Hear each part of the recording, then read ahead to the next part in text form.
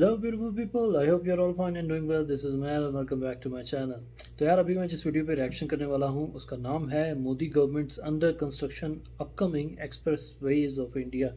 और तो ये जैसे नाम से ही ज़ाहिर है, ये वीडियो जो है ना इंडिया के अंदर जो अंडर कंस्ट्रक्शन बड़े बड़े जो रोड्स प्रोजेक्ट्स हैं ना चल रहे हैं जो, ठीक है, तो ये वीडियो उनके ऊपर है बनी हुई है। तो without wasting any time let's start the video और चेक करते हैं कि कौन कौन से ऐसे बड़े प्रोजेक्ट्स जो है ना इंडिया के अंदर जो बड़े बड़े लंबे लंबे रोड्स जो हैं वो कंस्ट्रक्ट हो रहे हैं और बन रहे हैं और कौन से तकरीबन मुकम्मल हो गए हैं। So let's start the video.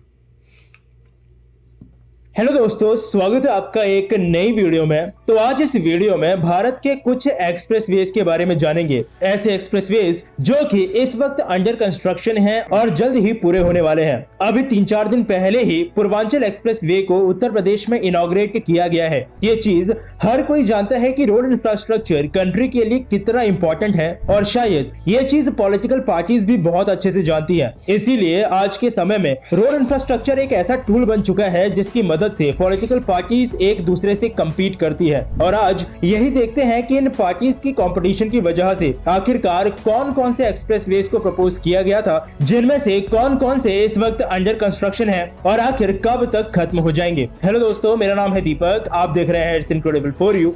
तो आइए शुरू करते हैं।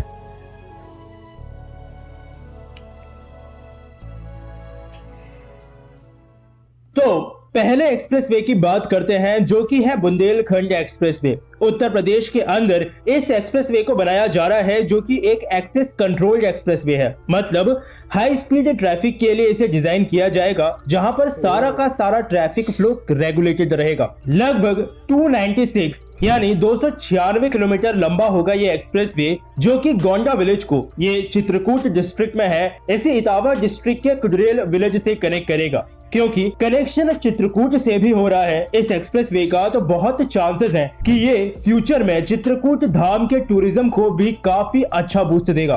2017 में एक्चुअली इस प्रोजेक्ट को लॉन्च किया गया था, जिसका फाउंडेशन स्टोन पिछले साल फरवरी में रखा गया। बनने के बाद कुल उत्तर प्रदेश के 7 डिस्ट्रिक्ट से ये एक्सप्रेसवे होता हुआ निकलेगा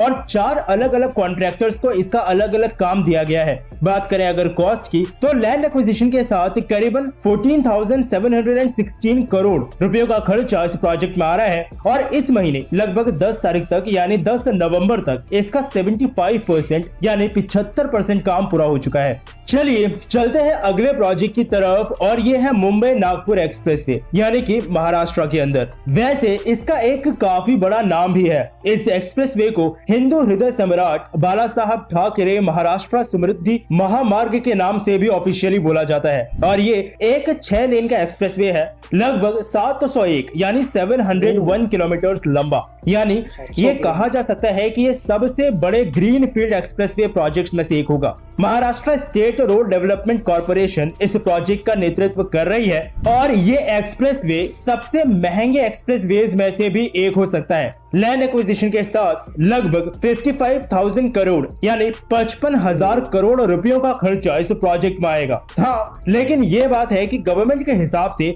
ये एक्सप्रेसवे स्टेट की ग्रोथ में अच्छा खासा कंट्रीब्यूशन करेगा। 10 काफी मेन डिस्ट्रिक्ट से ये एक्सप्रेसवे होता हुआ निकलेगा।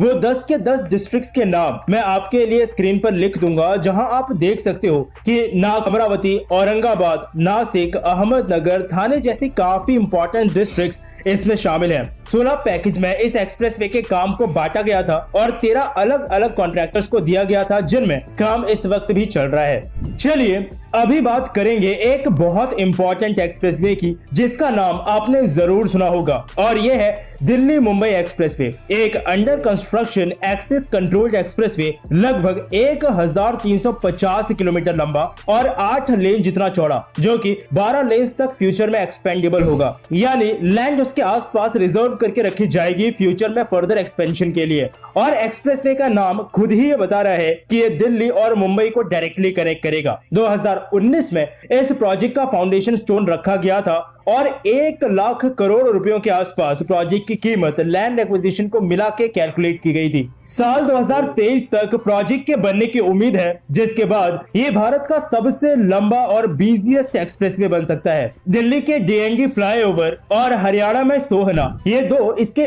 नॉर्थ में स्टार्टिंग पॉइंट्स होंगे और फाइनली महाराष्ट्र में जवाहरलाल नेहरू पोर्ट पर जाकर ये खत्म होगा, जिसमें ये करीबन 6 स्टेट से होता हुआ निकलेगा। इसके साथ ही अभी लगभग जो ट्रैवलिंग टाइम है 24 घंटे का, वो इस एक्सप्रेसवे के बनने के बाद बिल्कुल आधा यानी 12 घंटे रह जाएगा। और ये expressway western dedicated freight corridor के साथ दिल्ली मुंबई इंडस्ट्रियल कॉरिडोर के लिए भी फ्यूचर में एक बैकबोन की तरह काम करेगा। चलिए अब चलेंगे अगले एक्सप्रेसवे की तरफ, जो कि है दिल्ली अमृतसर कटरा एक्सप्रेसवे। लगभग 670 यानी 670 किलोमीटर लंबा under construction controlled access expressway है, जिसकी शुरुआत में 4 लेन जितनी चौड़ाई रखी जाएगी और फ्यूचर में 8 लेन तक इसको एक्सपेंड किया जा सकेगा। ये एक्सप्रेसवे दिल्ली में बहादुरगढ़ बॉर्डर को जम्मू कश्मीर में कटरा तक कनेक्ट करेगा और पंजाब से भी होता हुआ निकलेगा। यानी दिल्ली से कटरा जाने का टाइम इस एक्सप्रेसवे के तैयार हो जाने के बाद घटकर 6 घंटे ही रह जाएगा। इसके अलावा एक और मेन चीज इस प्रोजेक्ट में है, वो ये कि ये एक्सप्रेसवे ब्राउन और ग्रीन फील्ड प्रोजेक्ट का कॉम्बिनेशन है। यानी कुछ नया एक्सप्रेसवे बनाया जा रहा है बिल्कुल स्क्रैच से, और थोड़े से सेक्शन में एग्जिस्टिंग को ही बेहतर बनाया जा रहा है। 2 फेजेस में यह पूरा प्रोजेक्ट बनकर तैयार होगा, जिसमें पहले फेज के पूरे काम को 12 पैकेजेस में डिवाइड कर दिया गया है। बात करें अपडेट्स की, तो काम तो इस वक्त चल ही रहा है और अभी सितंबर में ही national highway authority of India ने कंफर्म किया है कि काम एक्सप्रेसवे का अक्टूबर 2023 तक पूरा हो जाएगा। चलिए अब बात करेंगे अगले एक्सप्रेसवे की, और ये भी उत्तर प्रदेश में ही बनेगा। नाम है गंगा एक्सप्रेसवे। ये एक अप्रूव्ड एक्सप्रेसवे है जिसकी लंबाई 594 यानी 594 किलोमीटर होगी और चौड़ाई 6 लेन के बराबर, जिसे 8 लेन तक एक्सपेंड किया जा सकेगा। इस एक्सप्रेसवे का पहला फेज उत्तर प्रदेश में मेरठ और प्रयागराज के डिस्ट्रिक्ट्स को आपस में कनेक्ट करेगा और इस बीच 12 डिस्ट्रिक्ट से ये एक्सप्रेसवे होता हुआ निकलेगा,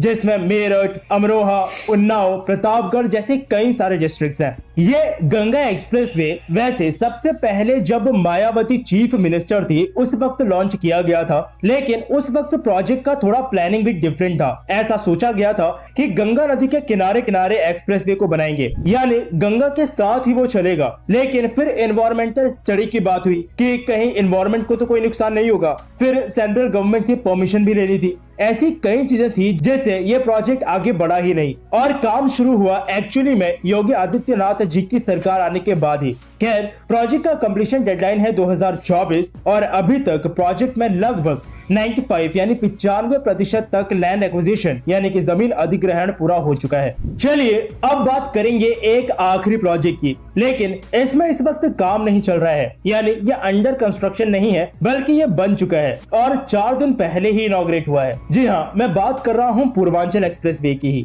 लगभग 340.8 यानी 340.8 किलोमीटर लंबा 6 लेन चौड़ा एक्सेस कंट्रोल्ड एक्सप्रेसवे, जो कि बनकर तैयार हो चुका है उत्तर प्रदेश के अंदर बहुत जल्दी। वैसे इस प्रोजेक्ट में काम खत्म हुआ है, अक्टूबर 2018 में इस प्रोजेक्ट में काम शुरू हुआ था और अब यह इनॉग्रेट भी हो चुका है, जबकि पिछले साल कोरोना की वजह से भी ज्यादा नहीं तो थोड़ा बहुत काम में फर्क पड़ा ही होगा। लगभग 22,494 करोड़ रुपयों में ये पूरा प्रोजेक्ट बनकर तैयार हुआ है। साथ ही इसमें एक लगभग 3.2 यानी 3.2 किलोमीटर लंबी एयर स्ट्रिप भी एक्सप्रेसवे पर बनाई गई है, ताकि अगर कोई इमरजेंसी हो तो वहां पर एयरक्राफ्ट को लैंडिंग की फैसिलिटी मिल सके। और अगर मेन एक्सप्रेसवे की बात करें तो 9 डिस्ट्रिक्ट से होता हुआ ये लखनऊ को गाजीपुर से कनेक्ट कर रहा है। तो वैसे तो इन कुछ गिने चुने प्रोजेक्ट्स के अलावा भी देश भर में कई सारे एक्सप्रेसवेज ऐसे हैं जिनमें इस वक्त काम चल रहा है। तो अगर आपको इसी वीडियो का पार्ट 2 चाहिए हो तो मुझे नीचे कमेंट सेक्शन में जरूर बताइएगा। तो बस अभी के लिए इस वीडियो में इतना ही। मिलता हूँ आपसे एक और नए इंटरेस्टिंग टॉपिक की एक नई वीडियो के साथ। तब तक के लिए अलविदा। ओके, तो यार काफ़ी इंटरेस्टिंग वीडियो थी। और रोड्स जो है ना, जो करंटली प्रोजेक्ट्स चल रहे हैं, ठीक है, ज़्यादातर इस वीडियो में उन्हीं के बारे में जो है ना वो बताया गया। तो यार थाउजेंड्स ऑफ किलोमीटर्स के जो है ना वो बहुत बड़े बड़े प्रोजेक्ट चल रहे हैं। तो जो लास्ट वाला जो प्रोजेक्ट जो उन्होंने बताया ना पूर्वांचल एक्सप्रेसवे, उसका तो मैंने भी न्यूज़ पढ़ी थी, न्यूज़ में भी देखा था कि ये रिसेंटली जो है ना अभी जो प्राइम मिनिस्टर नरेंद्र मोदी हैं, उन्होंने इसका जो है ना इफ्तिताह किया था। ठीक है, तो 300 एंड आई गेस 90 किलोमीटर्स कुछ है इसकी लेंथ। तो काफ़ी बड़ा, जैसे कहते हैं ना, काफ़ी लंबा एक्सप्रेस वे है। ठीक है लेकिन इससे भी बड़े बड़े जो एक्सप्रेस वे हैं उनके ऊपर काम हो रहा है। एक 700 किलोमीटर, 650 किलोमीटर, यार मुंह से कहने की बात होती है। 700 किलोमीटर लंबा एक्सप्रेस वे बनाना बहुत बड़ी बात होती है। मेगा प्रोजेक्ट्स होते हैं इस तरह के। ठीक है, और अमेजिंग यार। बाकी यार जो रोड्स होते हैं ना, ये किसी भी, जैसे कहते हैं ना, कंट्री की, जैसे कहते हैं ना, एक बैकबोन की तरह होते हैं। ठीक है, जितनी आप अपनी इस बैकबोन को बढ़ाते जाएंगे ना, ठीक है, तो उतना ही, जैसे कहते हैं ना, आपका मुल्क जो है वो ज़्यादा से ज़्यादा तेज़ी से तरक्की करता है। ठीक है, जितनी आप कनेक्टिविटी अपने बैकवर्ड एरियाज़ को देंगे, ठीक है, तो मेन इशू कनेक्टिविटी का ही होता है। बैकवर्ड एरियाज़ जितने होते हैं ना, वहाँ पे कनेक्टिविटी आप देते जाएंगे तो वो एरियाज़ भी जो है ना डेवलप होना शुरू हो जाएंगे, जल्दी डेवलप होना शुरू हो जाएंगे। क्योंकि कनेक्टिविटी जो है ना वो ईजी हो जाती है, लोगों का आना जाना बड़े शहरों की तरफ बढ़ जाता है, ट्रैवलिंग जो है ना वो आसान हो जाती है, और मटेरियल्स जो है आपके, उनकी जिसे कहते हैं ना ट्रांसपोर्टेशन आसान हो जाती है। ठीक है, तो बहुत सारे इससे यार, जैसे कहते हैं ना, मसले आसान हो जाते हैं। आप चाहे एक बड़ा शहर बना दें, ठीक है, अब सपोज़ आपने एक बड़ा सिटी बना दी है, ठीक है, जो कि दूसरे बड़ी सिटी से काफ़ी दूर है। ठीक है, अब वहाँ से अगर दो लोग सिटीज़ हैं आपस में कनेक्ट करना है, लेकिन आपने सिटीज़ तो बना दी है, लेकिन प्लान कर दिया सिटी, लेकिन उसके अंदर एक रोड नहीं बनाया जहाँ से वो कनेक्ट करेंगे आपस में, तो किस तरह वो जाएंगे। ठीक है, तो रोड्स की जो है ना वो बहुत बड़ी यार, जिसे कहते हैं ना, मुल्क के अंदर अहमियत होती है। ठीक है, जो पूर्वांचल एक्सप्रेस है उसमें एक फ़ीचर ये भी बड़ा ज़बरदस्त है कि उसमें एयर स्ट्रिप जो है ना एक बनाई गई है रनवे की तरह बिल्कुल, कि उसको इन केस ऑफ एमरजेंसी भी यूज़ किया जा सकता है, इन केस ऑफ वॉर। ठीक है, तो उसमें भी आप उसको यूज़ कर सकते हैं, या किसी भी एमरजेंसी की सूरत में आप उसको यूज़ कर सकते हैं। तो ये अच्छा फ़ीचर है उस एक्सप्रेसवे का, तो बहुत ज़बरदस्त चीज़ है यार। ठीक है, उसके अलावा पूरे मुल्क में जो है ना वो काफ़ी प्रोजेक्ट्स जो हैं वो चल रहे हैं। ठीक है, तो जितनी ज़्यादा यार जो रोड्स की कनेक्टिविटी होती है ना, जितनी ज़्यादा बढ़ती जाती है ना, तो एक चाइना के तो अंदर जो है ना एक मुहावरा भी वहाँ पे बोला जाता है कि अगर आपने जो है ना किसी एरिया को, आई मीन, तरक्की देनी है, तो आप वहाँ पे रोड जो है ना वो पहले बनाएं, बाकी चीज़ें बाद में करें। ठीक है, तो ऑटोमेटिकली यार जब आप रोड्स बनाते हैं ना अच्छे अच्छे, ठीक है, तो ऑटोमेटिकली फिर वहाँ पे क्योंकि एक्सेस जो है आसान हो जाता है। इसके एग्जांपल आप ले लें कि यार अभी पिछले दिनों एक टनल जो है वो ओपन हुआ था, बल्कि पिछले दिनों नहीं हुआ, ऑलमोस्ट कोई 1 साल हो गया शायद। क्या नाम था उसका, जो जिसका नाम भूल गया यार, मैंने 1-2 दिन पहले उसके ऊपर एक्शन भी किया था। कोई 8-9 किलोमीटर लंबा टनल है। ठीक है, तो अब उससे लाहौल वाली साइड पे, लाहौल एरिया है आई थिंक, उस वाली साइड पे, क्या नाम था यार, मुझे उसका नाम भूल गया, आई एम सॉरी। तो अब उस टनल के बनने से देखें कि आप जो है ना उस एरिया में एक तो एक्सेस आसान हो गया। ठीक है, कनेक्टिविटी कितनी आसान हो गई है। पहले लोगों को, पहले रोड था, ठीक है, लेकिन वो इस तरह घूम के जाना पड़ता था। ठीक है, तो वो टनल बना है, तो कनेक्टिविटी हो गई है उस एरिया की। ठीक है, दूसरे एरियो के साथ ईजी हो गया। ठीक है, तो अब चाहे विंटर्स हों या समर हो, उस इलाके में जाना जो है ना बहुत आसान हो गया। तो इसी तरह जो रोड्स होते हैं ना, अच्छे रोड्स होंगे तो जिसे कहते हैं, एक तो वक्त की बचत होती है, टाइमली लोग अपनी मंजिल की तरफ पहुंचेंगे। ठीक है, टाइमली भी जाएंगे, और सेफ़ रोड्स जो हैं वो भी बनाना बड़ा ज़रूरी होता है। अच्छे रोड्स हों, सेफ़ हों, आपकी जो गाड़ियाँ हैं वो उनका नुकसान ना हो। ठीक है, वरना तो बुरे रोड्स के ऊपर तो गाड़ियाँ जो है वो, उनके ही जो है ना वो, जिसे कहते हैं ना, पार्ट्स सारे हिल जाते हैं। बहुत ज़बरदस्त चीज़ है यार कि इतने, जैसे कहते हैं ना, ज़्यादा रोड और इतनी लंबी लेंथ्स के जो है ना इतने बड़े बड़े रोड जो हैं वो अंडर कंस्ट्रक्शन है इंडिया के अंदर। तो आने वाले में भी जो ये बड़े प्रोजेक्ट्स हैं, ये भी आने वाले 2-4 साल के अंदर कंप्लीट हो जाएंगे। तो आप इमेजिन करें कि यार कितनी आसानी हो जाएगी लोगों को, ठीक है, ट्रैवल करने में।